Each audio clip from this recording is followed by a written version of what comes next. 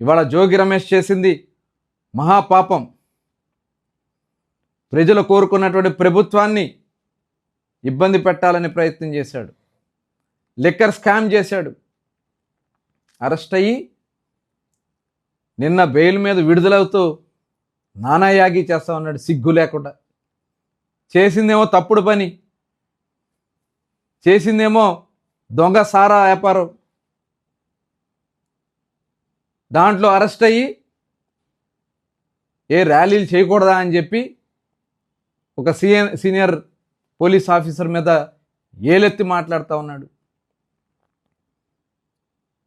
ఖచ్చితంగా ఇది కేవలం మీకు ఇంకా సిగ్గు లజ్జ లేదు.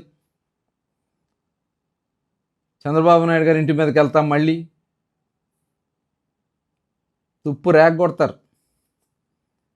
ఇవాళ మీరు చేస్తున్నటువంటి చేష్టలు చూస్తామంటే ప్రజలే విసిగిపోయారు. మీకు అరెస్ట్ అయ్యావు, దొంగసారా వ్యాపారంలో అరెస్ట్ అయ్యి కుట్రపూరితమైనటువంటి కార్యక్రమాలు చేయాలంటే సిట్లో మొత్తం విచారణలో బయటకు వచ్చింది. ఆ సిగ్గుమాలిన పని చేసిన సిగ్గు కూడా లేకుండా ర్యాలీలు చేస్తూ పోలీసులను బెదిరిస్తూ అంటే అరాచకాలు సృష్టించాలని ప్రయత్నం చేస్తే చూస్తూ ఊరుకుంటారు అనుకుంటున్నారేమో. ప్రతి దానికి మూల్యం చెల్లించుకుంటారు. అది గుర్తుపెట్టుకోవాలి వైఎస్ఆర్ పార్టీ నాయకులు. ప్రతి దానికి ఏ ఒక్కటి కూడా కౌంట్ తగ్గదు అని చెప్పే విషయాన్ని గుర్తు చేసుకోవాలి. మీరు చేసిన ప్రతి కార్యం కూడా కౌంట్ అవుద్దని హెచ్చరిస్తా ఉన్నా మరొకసారి. చాలా రాష్ట్రం ప్రజలు సంతోషంగా ఉన్నారు. రాష్ట్రం అభివృద్ధి చెందుతూ ఉంది.